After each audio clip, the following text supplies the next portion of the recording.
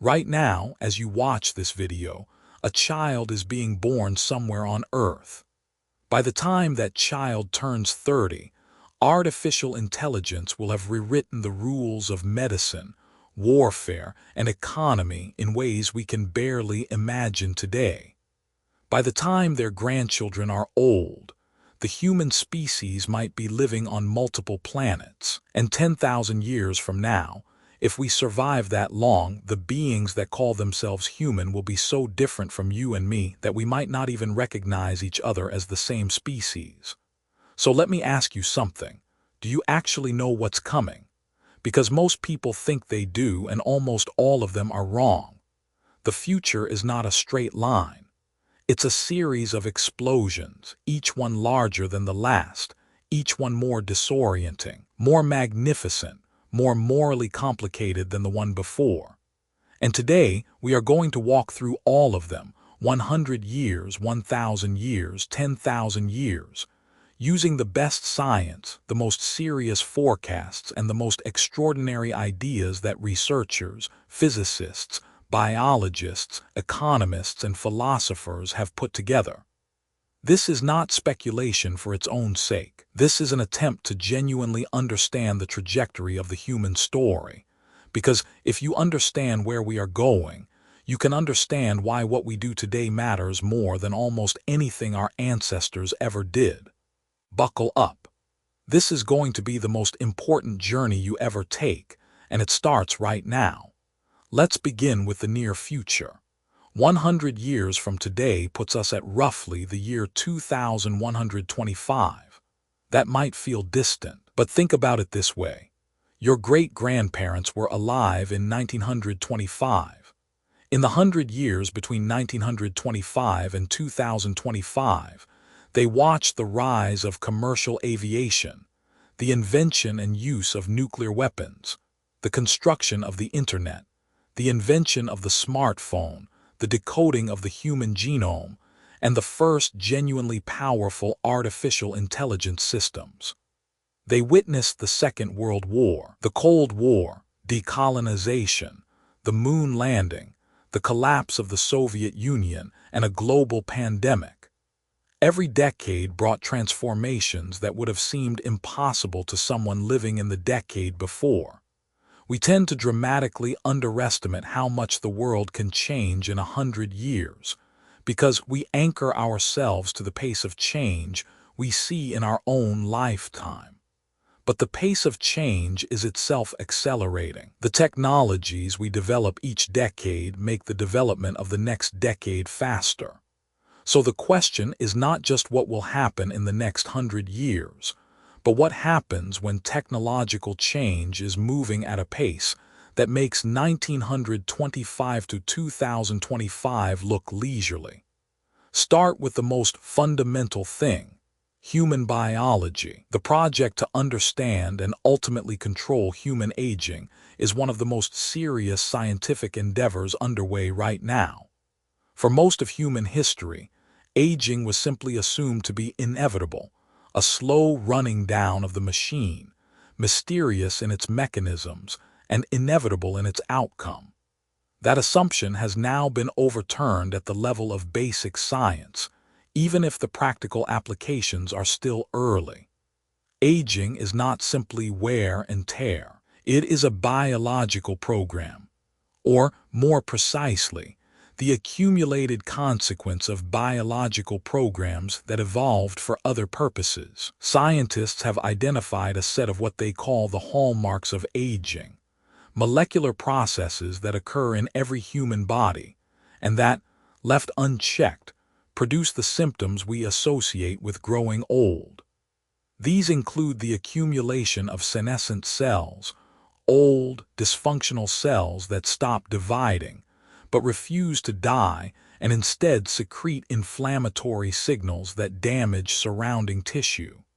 They include the shortening of telomeres, the protective caps on chromosomes that shorten with each cell division. They include epigenetic drift, the gradual disorganization of the chemical marks that tell genes when and how to express themselves. They include the decline of the body's protein quality control systems, so that misfolded proteins accumulate and form aggregates, a process central to Alzheimer's disease and many other age-related conditions, and they include the depletion of stem cell populations, the gradual exhaustion of the body's capacity to renew its own tissues. Each of these mechanisms is now being studied with extraordinary intensity. Companies and research institutions around the world are developing senolytics, drugs that selectively destroy senescent cells, clearing the tissue damage they cause. Early results in animal models have been remarkable. Mice treated with these compounds live longer, healthier lives. They recover from injury more efficiently. Their organs function better at advanced ages. Some of the same drugs are now entering human clinical trials for specific age-related conditions and, more controversially, for aging itself treated as a disease state. The telomere shortening problem is being attacked from multiple angles. Gene therapy approaches that express telomerase, the enzyme that rebuilds telomeres in specific tissues, and small molecule approaches that achieve the same end.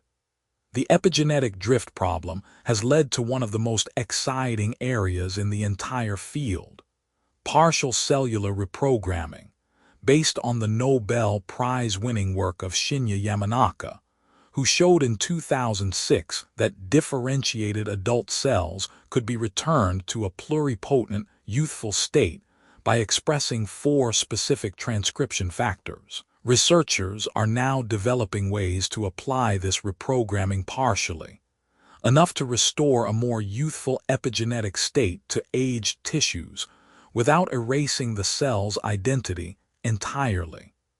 The interface between biology and technology will also produce advances in human performance that are more subtle but equally transformative. Materials science and nanotechnology are converging on the possibility of devices small enough to operate inside individual cells, nanosensors that monitor cellular health in real time, nanomachines that deliver therapeutic molecules to precisely targeted locations, or even systems that repair DNA damage at the molecular level as it occurs.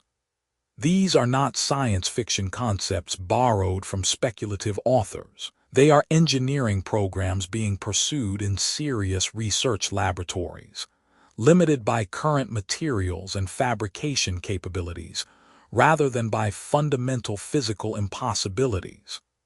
A century of additional development in nanotechnology and bioengineering will close many of those gaps. The relationship between the human immune system and disease will also be radically transformed.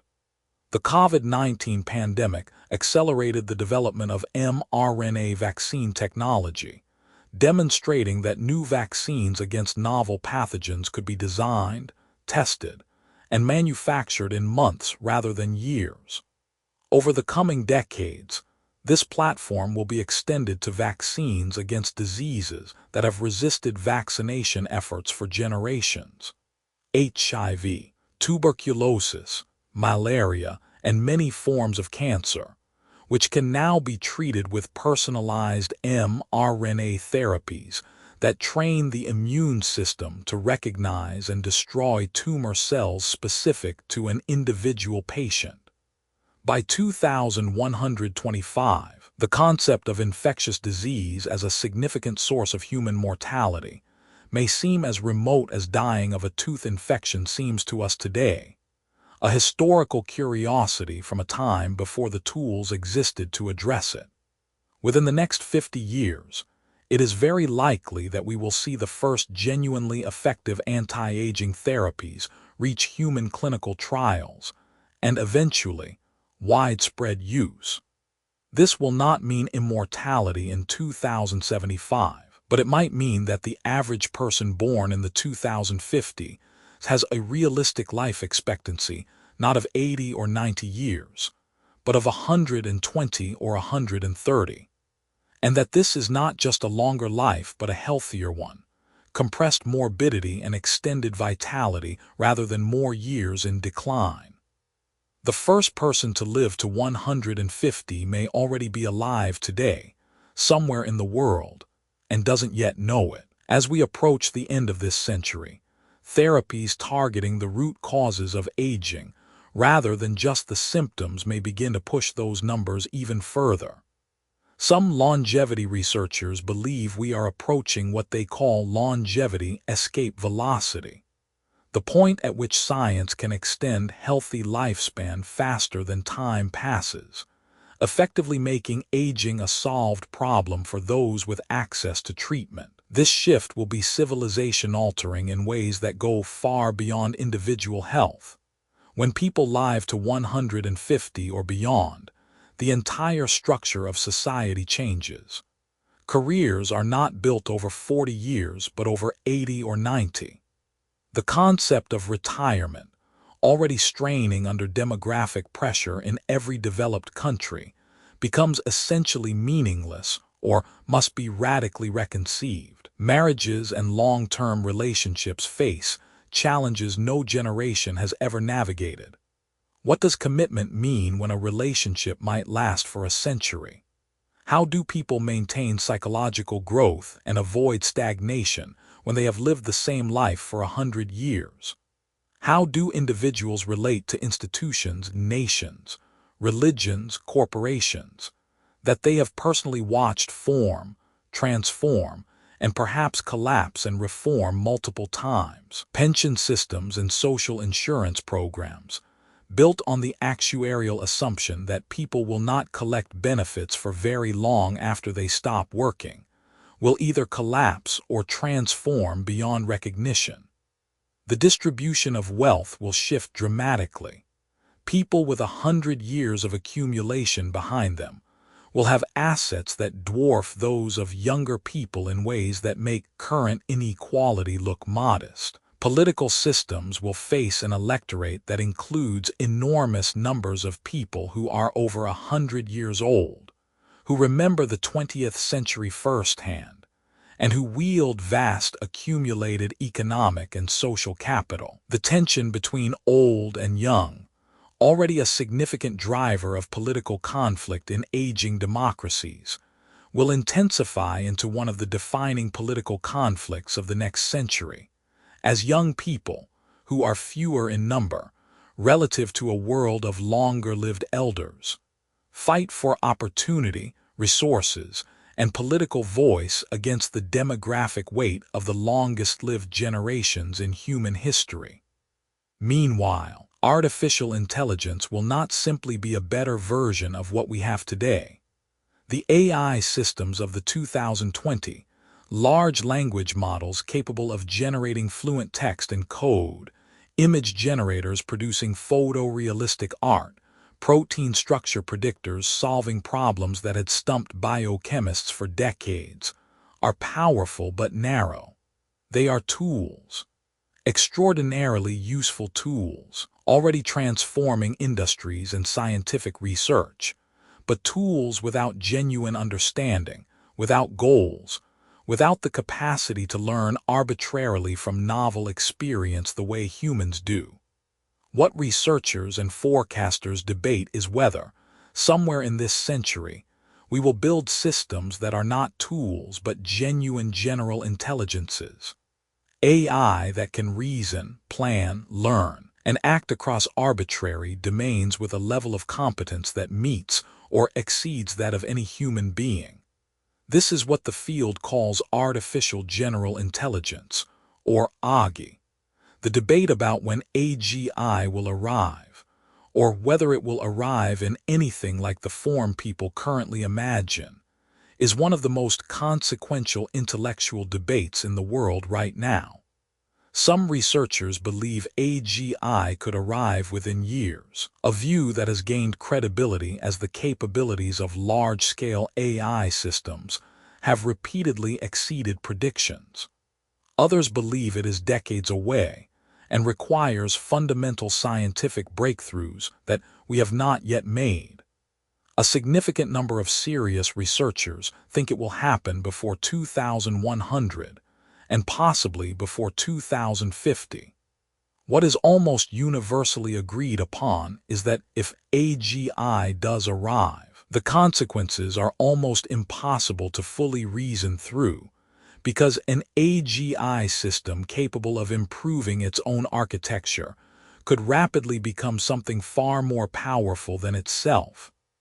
What theorists call a superintelligence, a system that thinks faster, more creatively, and across a broader range of domains than the best human mind. A superintelligence would be to human intelligence what human intelligence is to that of a chimpanzee, not just quantitatively better, but qualitatively different in kind.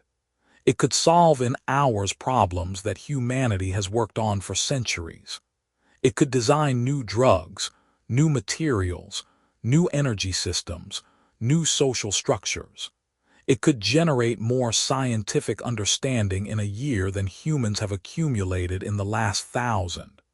It could also, if its values are not carefully aligned with human well-being, pursue goals that are catastrophic for humanity, not out of malice, but out of simple optimization toward objectives that conflict with human survival or flourishing.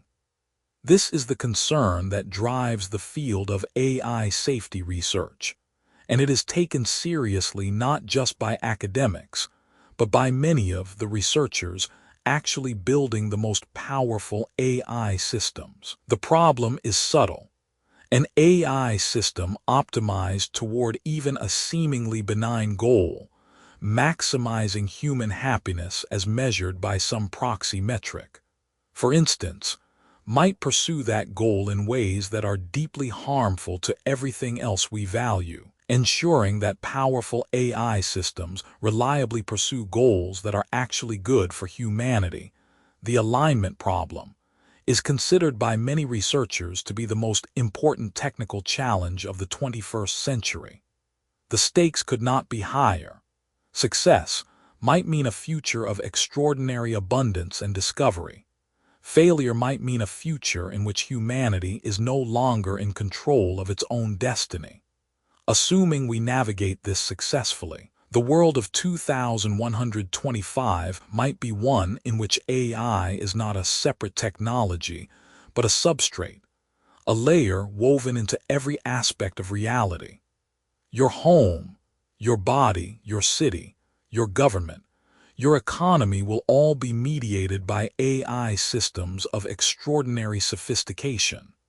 Scientific research will be conducted primarily by AI, with human researchers directing inquiry at the highest level and AI systems doing the detailed analytical work that currently consumes most of a researcher's time. Medical diagnosis and treatment will be overwhelmingly AI-driven, with human physicians serving as ethical arbiters and point-of-care relationship managers rather than primary diagnostic reasoners. Legal, financial, and administrative systems will be similarly transformed.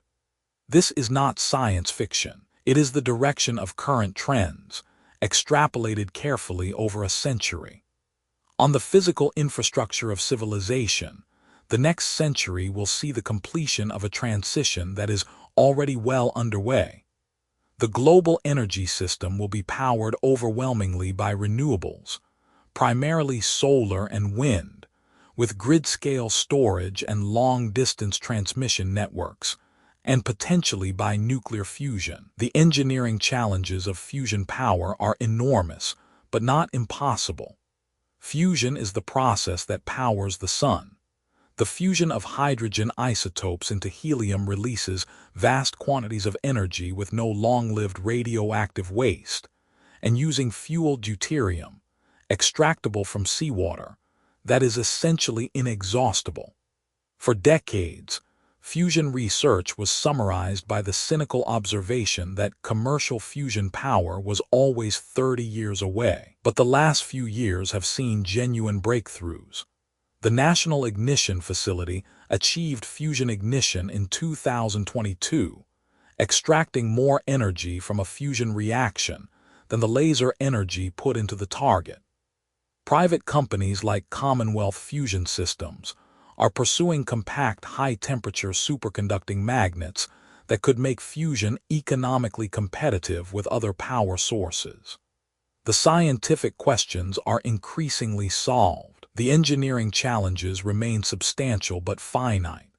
If fusion power is commercialized within the next 50 years, which now seems plausible rather than merely hopeful, it will provide virtually unlimited, clean, cheap energy. The downstream consequences of cheap, abundant energy are staggering. Energy is the master resource. When you have enough of it, you can desalinate water at scale, synthesize food directly from atmospheric carbon and nitrogen, manufacture goods of arbitrary complexity, compute without constraint, and build without the resource limitations that currently define political and economic competition on Earth. Scarcity itself, the organizing principle of every economic system humans have ever developed, begins to dissolve.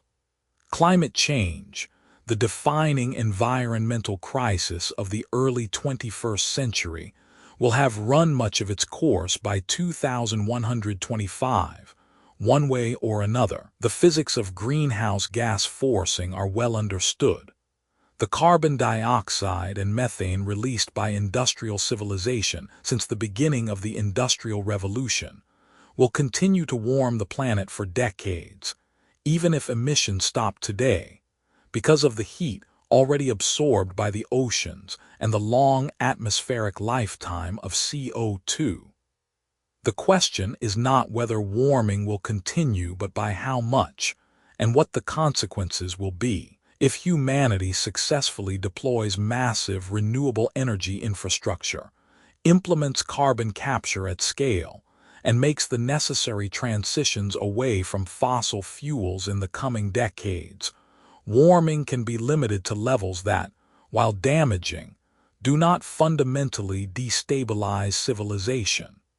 If not, the world of 2125 may be shaped by consequences that are already locked in. Large-scale displacement of coastal populations as sea levels rise, disruption of agricultural systems as rainfall patterns shift, intensification of extreme weather events, and the political upheavals driven by resource scarcity and climate migration that these changes will produce. This is one of the few dimensions of the future that is genuinely contingent on decisions being made right now. Genetic technology will have transformed medicine in ways that border on the miraculous by current standards. CRISPR-Cas9 and its successors, base editors, prime editors, and tools not yet invented, will have eliminated a significant proportion of the heritable genetic diseases that currently devastate families. Cystic fibrosis, Huntington's disease, sickle cell anemia, many forms of inherited cancer predisposition, familial Alzheimer's disease. Genetic therapies that were experimental curiosities in the 2020 will have become routine clinical procedures. The sequencing and interpretation of individual genomes will be so cheap and fast that newborn screening will be comprehensive rather than targeted, and personalized medicine, a treatment tailored to the specific genetic, epigenetic, and microbiome profile of the individual patient, will be the standard of care rather than an aspiration. Beyond treatment, the line between therapy and enhancement will blur and eventually dissolve. Designer babies, children whose genomes have been selected or edited before implantation to maximize health, cognitive potential, and perhaps other traits, will likely be reality in many countries, raising profound ethical questions about equity, who has access, diversity, what happens to genetic variation, and identity, what does it mean to be human when humanity is a design choice. Neurotechnology will be another frontier reshaping humanity within this century. Brain-computer interfaces are already in early human trials. Neuralink and its competitors are working to establish bidirectional communication between the human brain and digital systems with implanted electrodes. In early applications, this means giving paralyzed people the ability to control computers and robotic limbs with their thoughts, restoring lost sensory or motor function. But the long-term potential goes far beyond medicine. If you can read from and write to the human brain with sufficient resolution and specificity, you can augment human cognition directly. Memory, attention, learning speed, emotional regulation, sensory experience all become, at least in principle, tunable parameters. The human mind ceases to be a fixed biological given and becomes something more like a platform that can be upgraded. By 2125, depending on how quickly and carefully this technology develops, the experience of being human might be radically different from anything our ancestors knew. You might offload certain types of memory to external storage that is faster, more reliable, and more searchable than biological memory. You might communicate with other people not through words, which are, after all, a highly compressed and lossy encoding of meaning, but through direct transmission of concepts, emotions, and sensory impressions.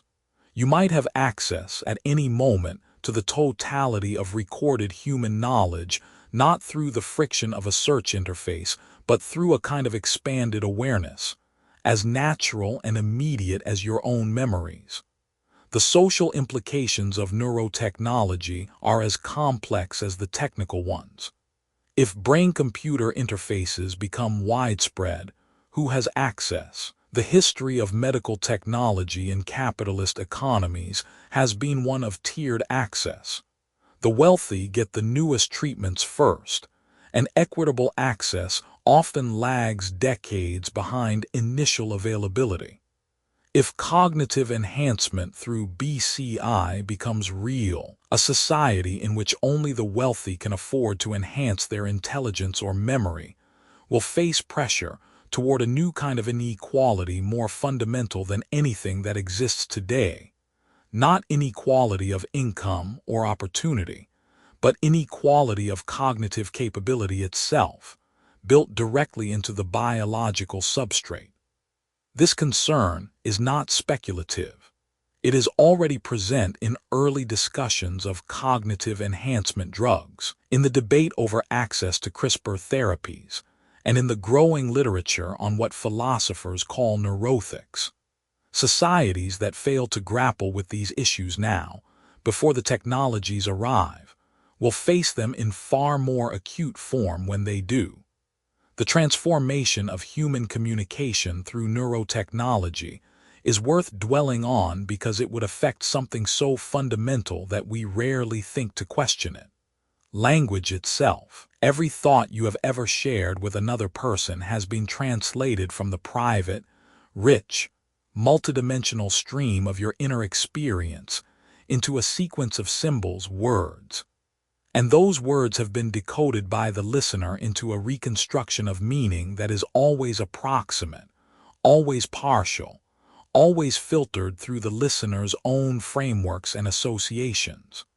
Poetry and literature exist, in part, as attempts to bridge this gap, to encode more of the texture of experience than ordinary prose can carry. But even the greatest literature is a pale shadow of direct experience. If neurotechnology eventually allows direct transmission of conceptual content, emotional states, and sensory experience between minds, the nature of human communication and human relationship would be transformed as profoundly as the invention of writing transformed them in 3000 BCE. New art forms, new forms of intimacy, new modes of collaboration and conflict would emerge that we cannot currently envision. Space exploration and settlement will have progressed substantially by 2125. The return to the moon is essentially inevitable within the next decade, with NASA Artemis program, China's lunar program, and multiple private initiatives all targeting the moon for crewed missions and eventually permanent presence. Permanent lunar bases will likely follow within 2 or 3 decades after that. Mars is a harder problem. The journey is 6 to 9 months one way. The surface environment is intensely hostile, no breathable atmosphere, extreme temperature swings, high radiation from the unshielded solar wind, and the engineering challenges of keeping humans alive there are severe.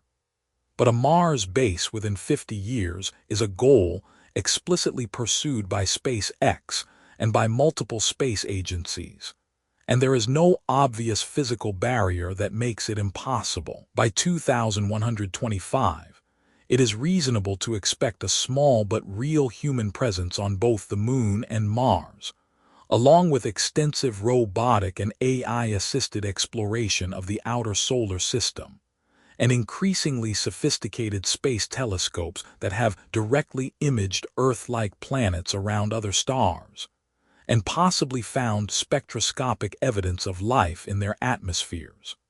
None of this happens automatically or smoothly. The century between now and 2125 contains enormous risks alongside its extraordinary opportunities. Pandemics, whether naturally emerging, like COVID-19, or deliberately engineered using tools that are becoming cheaper and more accessible, represent a genuine civilizational threat. As synthetic biology matures, the ability to design and synthesize dangerous pathogens spreads beyond well-resourced state actors to smaller groups and eventually individuals, creating a biosecurity challenge of enormous complexity. Nuclear weapons remain a catastrophic risk. A full-scale nuclear exchange between major powers could kill hundreds of millions directly through blast, heat, and radiation, and billions more through the subsequent nuclear winter. The cooling of global temperatures from soot and ash lofted into the stratosphere that would devastate agriculture worldwide. The transition to powerful AI carries risks, as discussed, that are still being actively researched and debated. And the social and political stresses produced by rapid technological change, inequality, displacement, loss of meaning, the erosion of shared reality through AI-generated misinformation, represent slower but potentially equally serious threats to the foundations of civilization. The honest picture of 2125 is not utopia, and it is not apocalypse. It is a world of staggering technological capability, extraordinary opportunities for human flourishing, and serious, ongoing dangers, not unlike the world we live in now, but amplified enormously in every direction. The most important variable, as always, will be human choices. How we govern these technologies, how we distribute their benefits, how seriously we take the risks, and how wisely we manage the tensions between innovation and stability, between individual freedom and collective safety. These are not technical questions. They are human questions, and answering them well will require not just more intelligence but more wisdom, which is, if we are honest, the capacity that human civilization has always been most short of. Before we leave the 100-year horizon, it is worth dwelling on the social and economic transformation that will accompany all of this technological change. Because technology does not float free of human society. It lands inside existing structures of power, inequality, and cultural meaning, and its effects depend enormously on those structures. The history of the Industrial Revolution is instructive here, an extraordinary expansion of productive capacity that generated, in its early decades, enormous misery for the working classes who bore the costs of transition before they began to share in the benefits. The automation and AI revolution of the 21st century has the potential to repeat this pattern at far greater speed and scale, or, with sufficient foresight and political will, to produce a more equitable distribution of the gains. The economic disruption of AI and automation is already underway. Jobs that require pattern recognition, information processing, and routine physical or cognitive tasks, which is to say, a very large fraction of the jobs that exist today, are increasingly being performed or augmented by AI systems. The first wave of displacement hits administrative and clerical work, customer service, basic legal and financial analysis, and many forms of creative production that can be templated or automated. The second wave, as AI capabilities grow, will reach into more complex domains: medical diagnosis, engineering design, scientific research, education, and forms of creative work that currently seem quintessentially human. By 2125, the nature of work will be almost unrecognizable by current standards. Not because there will be nothing for humans to do, but because the kinds of things humans do for economic value will have shifted as profoundly as they shifted between the agricultural age and the industrial age, or between the industrial age and the service economy. What fills the gap? History suggests that humans find new forms of productive activity as old ones are automated away, but history also shows that these transitions are painful, protracted, and politically turbulent. The transition from agricultural to industrial employment took generations and caused enormous social upheaval. The AI transition may happen faster, giving societies less time to adapt. The policy question of how to manage this transition, through retraining programs, through expanded social safety nets, through universal basic income, through new forms of taxation on automated production, is one of the central political debates of the 21st century and will remain so for decades. The geopolitical landscape of 2125 will be shaped by the outcomes of competitions underway today, between nation-states for technological leadership, between economic systems for dominance, between political philosophies for legitimacy. The United States and China are currently engaged in a rivalry over AI, semiconductors, space capabilities, and military technology that echoes in some ways the Cold War competition between the United States and the Soviet Union, but with both parties far more economically intertwined with each other than the Cold War adversaries ever were. The outcome of this competition will significantly shape the technological and political landscape of the late 21st century. Whoever leads in AI and biotechnology will have enormous advantages in economic productivity, military capability, and soft power. The question of whether the leading powers can establish sufficient cooperation to manage the risks of these technologies, particularly AI, while competing in other dimensions, is one of the most consequential open questions of our time. The global South, Africa, South Asia, Latin America, Southeast Asia, will play a far larger role in the world of 2125 than in the world of 2025.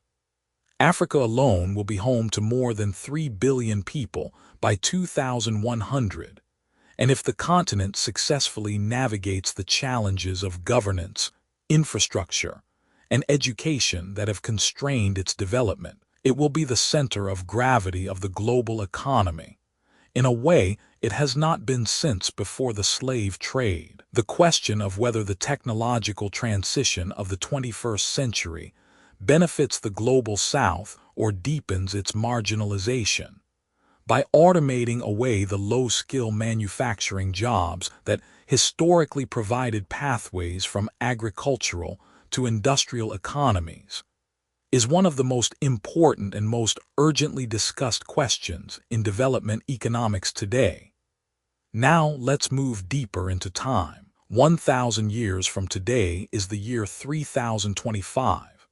At this timescale, the appropriate question is not what technologies will exist, we can be fairly confident that technologies more transformative than anything we can currently imagine will exist.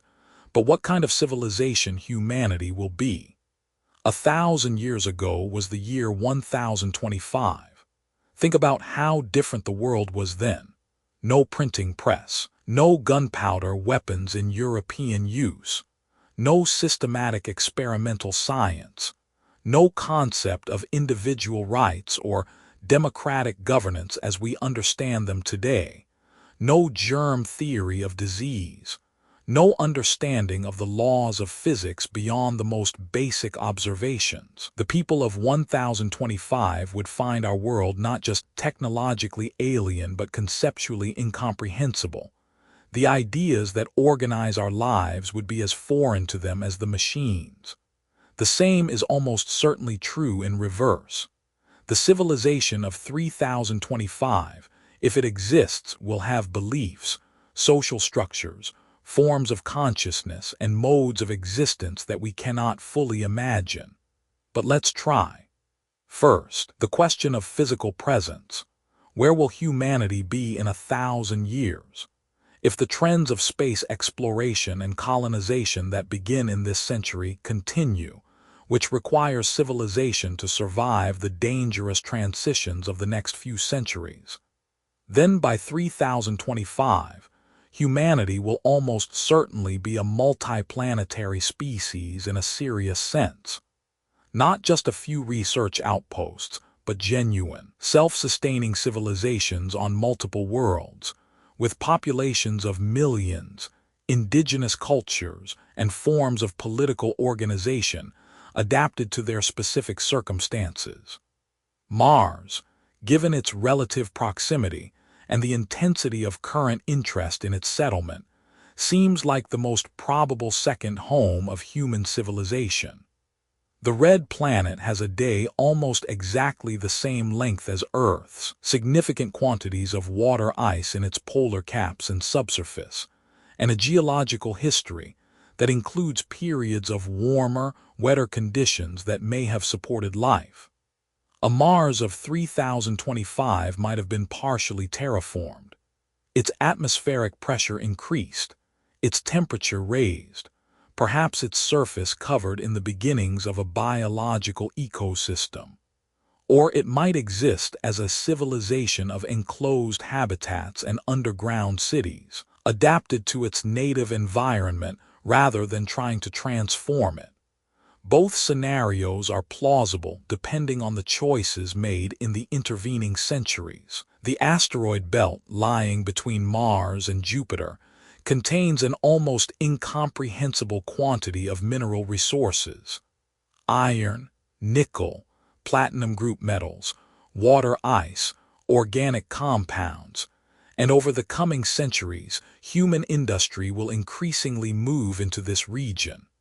Not necessarily because people will live there in large numbers, but because it will be far more energy efficient to mine and manufacture in the low-gravity environment of asteroids than to lift materials out of the gravity wells of planets.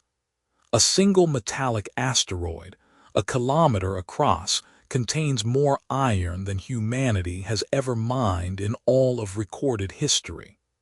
The asteroid Psyche, currently being visited by a NASA mission, may contain iron and nickel in quantities whose monetary value exceeds the entire global GDP by astronomical factors. These are not resources accessible today, but a civilization 1,000 years more advanced than ours will find them far more tractable, and the implications for material abundance are extraordinary. The moons of the outer solar system represent another frontier, both scientific and perhaps eventually residential. Europa, a moon of Jupiter, has a vast ocean of liquid water beneath an icy crust, kept liquid by tidal heating from Jupiter's immense gravity. If life exists anywhere else in the solar system, Europa's ocean is one of the most likely candidates. If it does not harbor life, it might one day harbor humanity, or something descended from humanity. Titan, Saturn's largest moon, has a thick nitrogen atmosphere rich in organic chemistry, a cold, alien version of the early Earth, with lakes of liquid methane instead of water. Enceladus, another moon of Saturn, shoots plumes of water vapor from cracks near its south pole, hinting at a warm subsurface ocean in contact with a rocky seafloor, exactly the kind of environment that might support the chemistry of life. By 3025, robotic and perhaps human visitors will have explored all of these worlds in extraordinary detail, and the knowledge gathered may reshape our understanding of how common life is in the universe. The nature of human biology itself will have changed dramatically over 1,000 years. If the anti-aging technologies begun in the 21st century continue to develop, and there is no known physical law preventing them from doing so, then, by 3025, biological death from aging may have been largely or entirely conquered for those with access to the relevant treatments. This is a difficult concept to think about seriously, because it overturns assumptions so deeply embedded in human culture, religion, and psychology that they feel like facts of nature rather than contingent features of our current biological situation. Every major human religion grapples with mortality at its core. The awareness of death shapes human motivation, relationships, art, and the sense of meaning in ways that are difficult to disentangle from what it means to be human at all. But there is no physical law that requires biological organisms to age and die. Aging is a product of the evolutionary pressures and trade-offs that shaped our genome over millions of years, pressures that have nothing to do with what we actually value, not of any deeper thermodynamic necessity. A sufficiently advanced biology, guided by genuine understanding of aging mechanisms, could in principle maintain a body indefinitely by continuously repairing damage at the molecular level. If this is achieved, and over 1,000-year time frame, if civilization survives, it seems likely, then the implications for human society are profound and strange in ways that go beyond the 100-year scenarios discussed earlier. Consider what it means to have personal continuity stretching back 1,000 years. A person alive in 3025 might remember the first decade of the 21st century as personal experience, might have lived through the AI transition, the first Mars landing, the invention of fusion power, a dozen wars and revolutions, 10 or 20 technological paradigm shifts that each reshaped civilization as thoroughly as the internet. The depth of memory and perspective available to such individuals would be unlike anything in human experience, and they would exist alongside people born in 3020 with no memory of any of it.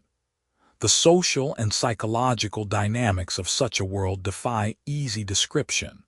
We have no literature, no history, no philosophical tradition adequate to reason about what it means to live that kind of life. Closely linked to biological longevity is the question of mind uploading, the possibility of scanning a human brain in sufficient detail to replicate its function in a computational substrate.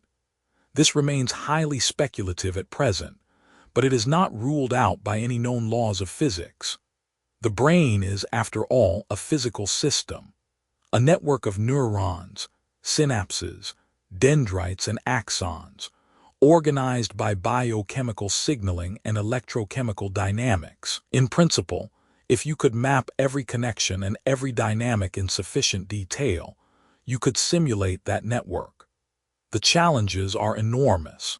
The human brain contains roughly 86 billion neurons and something on the order of 100 trillion synaptic connections, each of which would need to be mapped with nanoscale precision, and the dynamic processes that give rise to consciousness may depend on physical details at scales we cannot yet resolve. But a civilization, 1,000 years more advanced than ours would presumably have computational and engineering capabilities that make this problem tractable, if it is physically possible at all. If mind uploading becomes real, the category boundaries that define human life dissolve. A person could run as multiple simultaneous instances. They could be backed up and restored after the destruction of their physical body. They could run at different speeds relative to physical time, faster for tasks requiring intense computation, slower for rest or contemplation. They could inhabit virtual realities indistinguishable from physical experience, simulated environments of arbitrary richness and complexity. They could, at least in principle, merge with other minds, sharing memories and perspectives directly rather than imperfectly through language. None of this is prediction. It is the logical consequence of taking certain physical possibilities seriously over very long timescales. By 3025, some version of this technology, or something we have not yet imagined that achieves similar ends, may well exist and be widely used. The governance of a civilization spread across multiple planets and beginning to extend into the outer solar system presents challenges that no political theory we have ever developed was designed to address. The fundamental problem is the speed of light. A message from Earth to Mars takes between 3 and 22 minutes to arrive, depending on orbital positions. From Earth to the asteroid belt, the delay is longer. From Earth to the moons of Saturn, a signal takes between an hour and more than 2 hours. There is no way to govern such a system in real time from a central authority. The political structures that will emerge will necessarily be radically decentralized, more like the loosely confederated empires of antiquity than anything resembling a modern nation-state, but operating across distances, and with communication delays that make even the Roman Empire look tightly integrated. New forms of political philosophy, legal theory, and governance architecture will be required, and they will be developed by people living the actual experience of interplanetary separation. Some polities may become so isolated by distance and time that they effectively develop into independent civilizations. As different from Earth-based civilization as historical civilizations separated by oceans and continents became different from each other. Cultural diversity will, over 1,000 years, grow exponentially as a result of this physical separation. The civilizations of Mars, the asteroid settlements, the distant outposts in the outer solar system, will develop their own languages, literatures, religions, philosophies, art forms, social norms, and value systems, shaped by their environments in ways we can only begin to guess at. Life on Mars, under 1/3 Earth's gravity, within enclosed habitats, with a sky that is a dusty pink, and a day marginally longer than Earth's, with no open oceans and no wilderness in any terrestrial sense, will produce a culture as different from Earth's culture as any two human cultures have ever been, perhaps more so, because the physical environment is more radically different.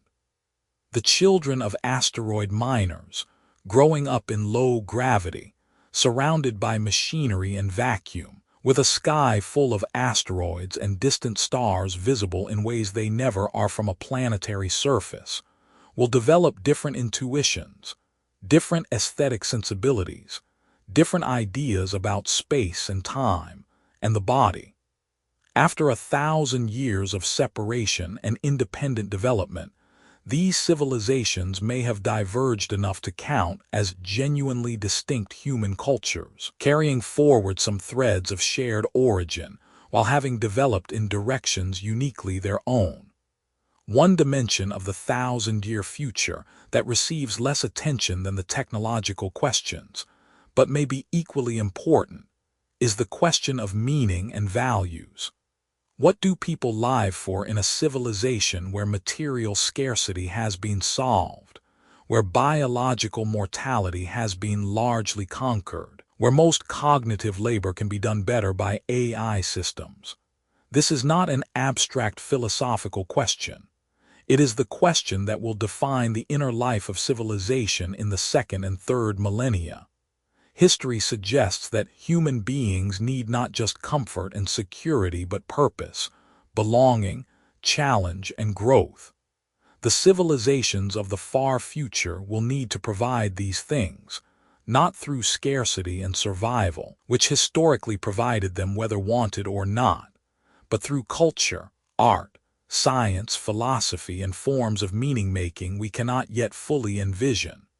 The great religious and philosophical traditions of humanity, Buddhism, Christianity, Islam, Hinduism, secular humanism, and the many others, were all developed in response to the conditions of mortal, finite, biologically constrained human life. In a world where those conditions have been transformed, these traditions will either adapt in ways that preserve their essential insights, or new frameworks of meaning will arise that address the novel circumstances of post-biological civilization. This process of cultural evolution is already underway. The 21st century has seen the emergence of transhumanism as a serious philosophical movement, the development of effective altruism as a secular ethics for a globalized and technology-rich world, and the beginning of serious philosophical engagement with questions like the moral status of artificial minds and the ethics of radical life extension. Over 1,000 years, these nascent intellectual movements will mature and diversify into something as rich and varied as the full range of human philosophical and religious tradition as it exists today. The arts of a 1,000-year civilization are another dimension worth contemplating. Art has always been the medium through which human beings process and communicate their most profound experiences. Love, loss, transcendence, terror, beauty, the confrontation with death. As the conditions of human existence change, art changes with them. The art of a civilization where death is optional, where the body is modifiable, where consciousness can be uploaded and run at different speeds, where beings have lived for centuries and accumulated depths of personal experience beyond anything a mortal life can contain. This art will be exploring territories we have no map for. It might produce works of beauty and depth that make our greatest current art look like preliminary sketches. Or it might lose its way in a world where the tension between aspiration and limitation, the engine of so much great art, has been fundamentally altered. The emergence of what thinkers call post-human beings, entities descended from Homo sapiens, but transformed so thoroughly by genetic engineering, cybernetic augmentation, and cognitive expansion that the continuity with biological humanity is philosophically contested, is one of the most unsettling and fascinating possibilities over the 1,000-year timescale. This is not a fringe idea. It follows logically from technologies already underway. If you can edit the human genome, enhance the human brain with implants, upload human consciousness to a computational substrate, and create new synthetic life forms from scratch, then over centuries, a vast space of possible beings becomes accessible, beings with different bodies, different cognitive architectures, different lifespans, different modes of reproduction, different relationships to physical space and time. The question of who counts as human, what rights and considerations that status confers, and how beings with radically different capabilities and natures can coexist peacefully, will be one of the central ethical and political debates of the coming millennia. Now let's take the final step into a time scale that humbles every attempt at prediction, 10,000 years into the future. The year 12,025, 10,000 years ago, was roughly 8,000 BCE, before the invention of writing, before the first cities, before organized agriculture had spread across most of the world, when our ancestors were painting animals on cave walls and following herds across landscapes still shaped by the most recent glaciation. The people of that era were anatomically modern humans, identical to us in biology, but living in a world that shared almost nothing with our own at the level of technology, social organization, or conceptual framework. We are to them as the civilization of 12,025 will be to us, connected by biology and by the continuity of the human story, but separated by changes so vast that mutual comprehension would require extraordinary effort. At this time scale, we must think not about specific technologies or political arrangements, but about the fundamental shape and trajectory of intelligence in the universe. The physicist Nikolai Kardashev, in 1964, proposed a classification system for measuring the development of technological civilizations based on their energy use, reasoning that energy consumption is the most fundamental measure of what a civilization can do.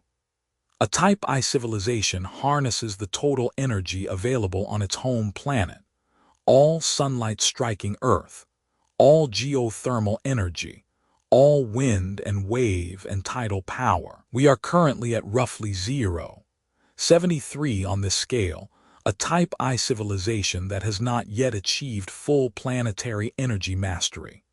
A Type Roman II civilization harnesses the total energy output of its home star, the entire radiant output of the Sun, roughly 400 billion megawatts.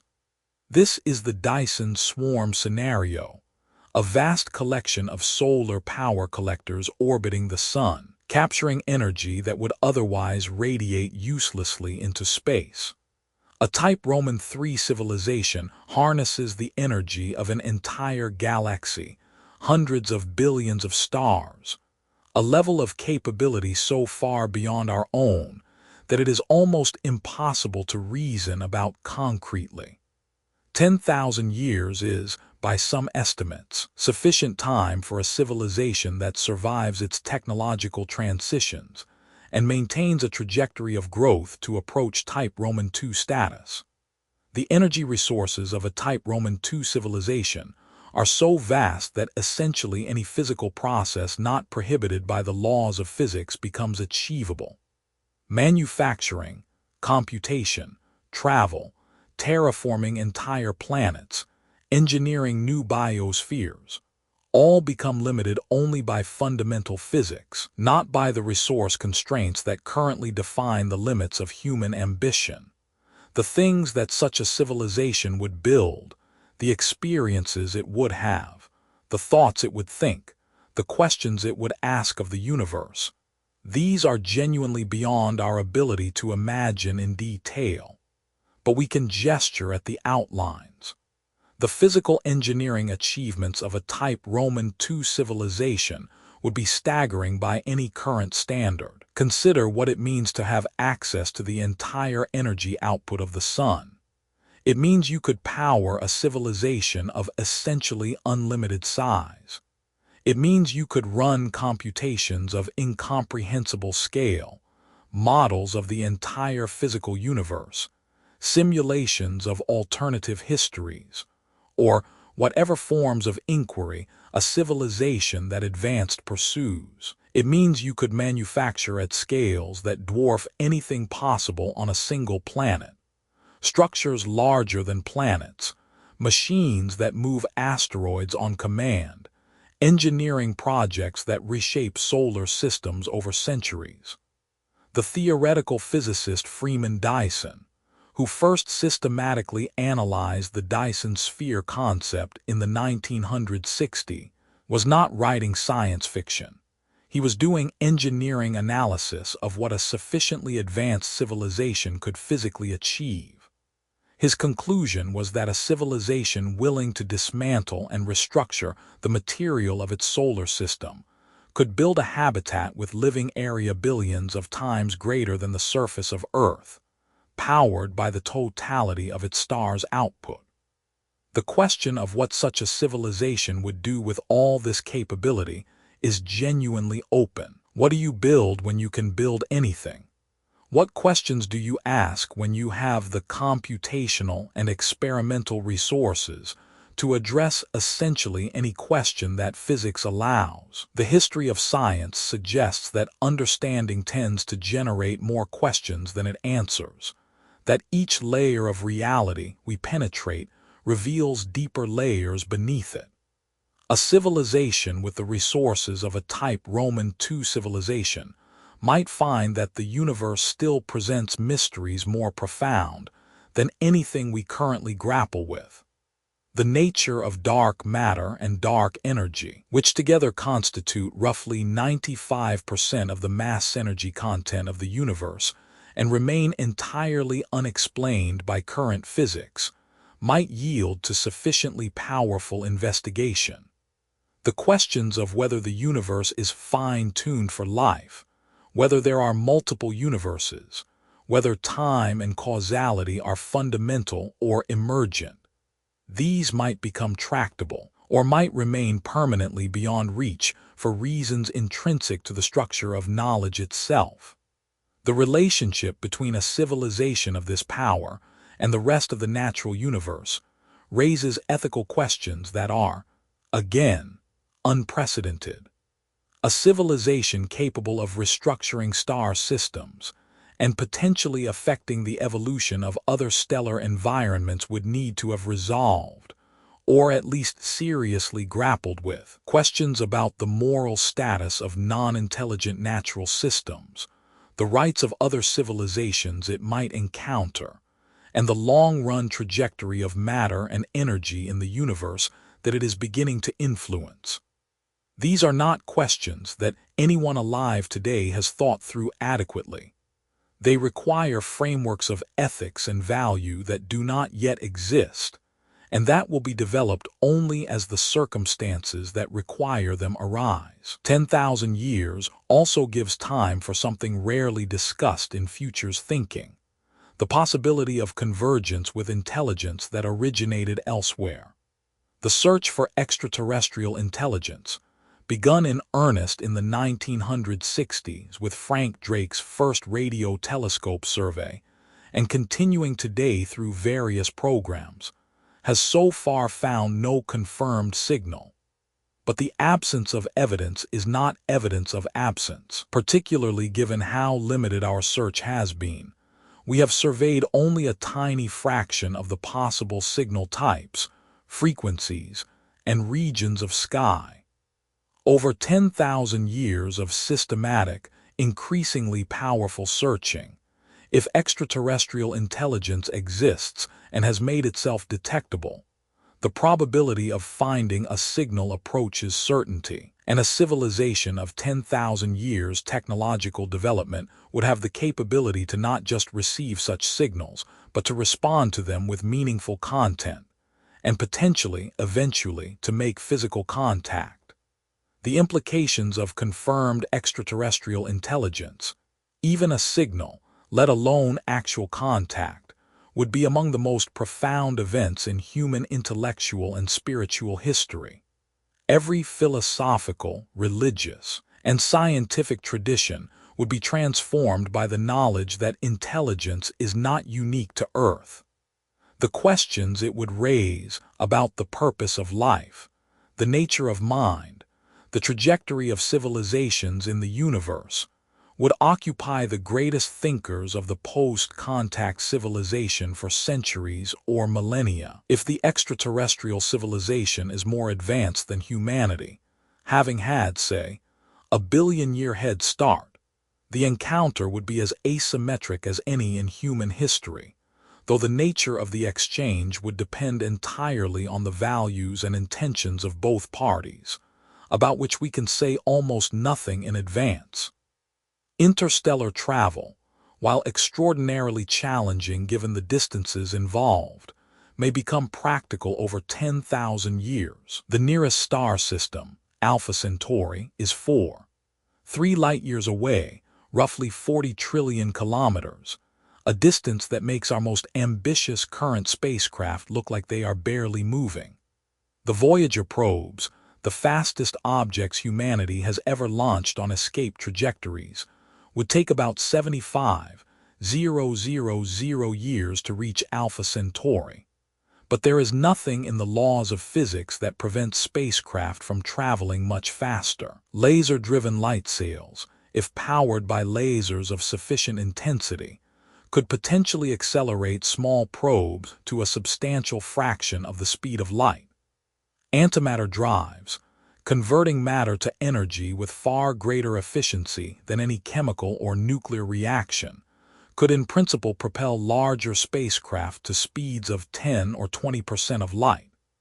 At such speeds, Alpha Centauri is a journey of roughly 20 to 40 years, ambitious, but not beyond imagining for a civilization with sufficient resources and motivation. A civilization with 10,000 years of additional development and the energy resources approaching type Roman II level might achieve interstellar travel routinely. Within 10,000 years of establishing the capacity for interstellar travel, such a civilization could in principle spread to dozens or hundreds of star systems. This possibility is what makes the Fermi paradox, the famous question first articulated by physicist Enrico Fermi. If intelligent life is common in the galaxy, where is everybody? So philosophically charged. The Milky Way is about 100,000 light-years across, and about 13 billion years old. If intelligent life has arisen multiple times in the galaxy's history, some of those civilizations have had billions of years head start on humanity. Even with modest interstellar travel speeds, a single civilization with billions of years of development could have spread across the entire galaxy many times over by now. Yet we see no clear sign of it. Either intelligent life capable of sustained technological development is extraordinarily rare, perhaps unique to Earth, or it tends to destroy itself before reaching interstellar capability. Or there is something about the nature of advanced civilizations that makes them invisible or fundamentally uninterested in the kind of expansion we currently imagine. Each possibility is disturbing in its own way, and none can be ruled out with current evidence. The answer to the Fermi paradox, whenever we find it, will tell us something profound about what lies ahead for humanity. The question of consciousness and mind at this timescale becomes extraordinary and strange. If uploaded minds are possible, and 10,000 years is enough time to definitively resolve this question empirically, then the computational substrate of civilization might support vast numbers of minds running at speeds and subjective timescales utterly unlike biological consciousness. A mind running on sufficiently advanced hardware might experience the subjective equivalent of thousands of years of thought in a single physical year. The inner life of civilization at this timescale, its art, its philosophy, its mathematics, its science, might be richer and more complex by orders of magnitude than anything biological humanity has ever produced. The accumulated understanding of such minds, over 10,000 years, might represent answers to questions we haven't yet thought to ask, solutions to problems we haven't yet recognized as problems, and a comprehension of the universe so deep that it would appear to us as indistinguishable from the divine. What might the beings of 12,025 actually look like? This is the question that strains imagination most severely, and where the honest answer is, we genuinely do not know. The answer depends fundamentally on choices. Choices about whether to embrace biological modification, digital existence, or some hybrid. Choices about identity, continuity, and the definition of self. Choices about reproduction and the nature of generations. But a few things seem almost certain. Whatever they are, they will not be biologically identical to us. 10,000 years of genetic engineering and environmental adaptation will have produced varieties of life far beyond the range of natural evolution. They will not be cognitively identical to us. 10,000 years of brain augmentation, AI integration, and perhaps mind uploading will have produced minds of greater capacity, different organization, and different phenomenology. They may not be individually mortal in any sense we would recognize, and they may not be organized into anything resembling the nation-states, families, and individual-based social units that characterize human civilization today. One dimension that 10,000-year timescales make urgent in a different way is the question of existential risk management. Over 10,000 years, even rare catastrophes become expected if they carry a non-negligible annual probability. A 1 in 10,000 annual probability of civilizational collapse means that over 10,000 years, the expected number of such collapses is roughly 1. Maintaining civilization for 10,000 years therefore requires reducing existential risk to extraordinarily low levels, far lower than current estimates suggest we have achieved. The diversification of civilization across multiple star systems would provide the ultimate hedge against any single catastrophe. No asteroid impact, no pandemic, no misaligned AI system, no supervolcano, no gamma-ray burst from a nearby star can destroy a civilization spread across dozens of star systems simultaneously. If the civilization of 12,025 exists, it will almost certainly have spread beyond any single vulnerable point. The geological and astronomical context also shifts on 10,000-year time scales. The continents will have moved by measurable amounts, tens to hundreds of kilometers, depending on the plate, altering coastlines and seaways in ways that will affect climate and navigation. Significant volcanic events are possible. The Yellowstone supervolcano, were it to erupt at full capacity, would be a catastrophic event on a global scale. There is a small but non-trivial probability of a significant asteroid impact over 10,000 years.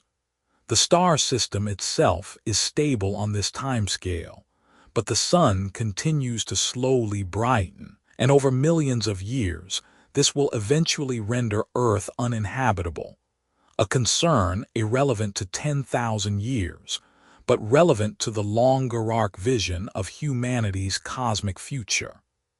There is a concept in philosophy of the future called the long reflection, the idea that before humanity makes irreversible decisions about the shape of the deep future, before we irrevocably alter the physical structure of the solar system, or expand into the galaxy in ways that foreclose certain options permanently, we should take time to think carefully about what we actually want and value. What kinds of minds and experiences does it matter to create and sustain? What constitutes flourishing for beings as diverse as the post-human civilization of the far future might contain? How do we weigh the interests of the vast number of minds that might exist in a galaxy-spanning civilization against the interests of any particular generation? These are not technical questions. They are philosophical and ethical questions of the deepest kind, and they require more wisdom than any current human institution has demonstrated. The most important investment humanity can make right now is not just in technology, but in the quality of our moral and political thinking, in building institutions and practices that can navigate extraordinary complexity and power with something approaching wisdom. Let's bring all of this together, because the arc of this story is important to understand as a whole. In 100 years, if we navigate the dangerous transitions well, humanity will be healthier and longer lived than at any point in our species' history, powered by virtually unlimited clean energy, beginning the process of becoming a multi-planetary civilization and working alongside and attempting to align AI systems of extraordinary capability. The central challenge of that century will be managing the transition without catastrophe, ensuring that the benefits of these technologies are widely distributed rather than concentrated in a few hands, that the risks are taken seriously rather than dismissed in the name of progress, and that human governance keeps pace with human invention. In 1,000 years, assuming we succeed at those challenges, humanity, or its descendants, biological and digital, will be a solar system civilization, spread across multiple worlds, with diverse and largely independent cultures, post-biological forms of mind, and technologies so advanced that they would appear to us as essentially magical. The fundamental questions of that era will not be about survival or resource scarcity, which will have been solved, but about meaning, identity, and the nature of consciousness across a vast and varied civilization. What does it mean to be a person when personhood itself is a design choice? What does community mean when its members are separated by interplanetary distances? What constitutes justice when some minds are 1,000 times more capable than others? In 10,000 years, we are in the domain where physics constrains the imagination, but cannot determine the outcome. A civilization that has survived this long will likely be interstellar, will harness energy at stellar scales, and will be composed of beings whose relationship to biological humanity is as deep and as transformed as our relationship to the first humans, who crossed land bridges between continents with stone tools and fire. They will be our descendants. They will carry forward something of what we are, the curiosity that drives science, the empathy that drives ethics, the hunger for beauty that drives art, and the drive to understand that has always been the most distinctively human thing about us. But they will be transformed beyond our ability to fully recognize, inhabiting a universe they understand in ways we can barely begin to imagine, asking questions we have not yet thought to formulate. And here is what I find most remarkable about all of this. The choices that determine which of these futures actually unfolds are not being made by people in 2200 or 3025 or 12,025. They are being made now, right now. The researchers working on AI alignment, the engineers designing renewable energy infrastructure, the biologists developing anti-aging therapies, the policymakers negotiating international governance of dangerous technologies, the scientists working on pandemic preparedness, the philosophers thinking about the long-run future of mind. These people are not just solving today's problems. They are setting the trajectory for everything that follows. The arc of civilization is long, but it bends according to decisions made at critical junctures. We are at one of those junctures, perhaps the most important one our species has ever faced. History is not a force that carries us along regardless of what we do. It is made by people who act, who choose, who build, who resist, who imagine better possibilities and then work toward them. The magnificent futures sketched in this video are not inevitable. They are possible, and making them actual requires human effort, human wisdom, and human courage, applied now. In the decades we have before the transitions of this century determine the shape of the next 1,000 years. The worst futures, civilizational collapse, the permanent loss of human potential, a universe that produced intelligence and then extinguished it, are also possible, and avoiding them requires the same effort, wisdom, and courage. So the next time someone tells you that nothing matters, that the future is determined, that individuals are powerless against historical forces, you can point to the extraordinary contingency of everything we have described.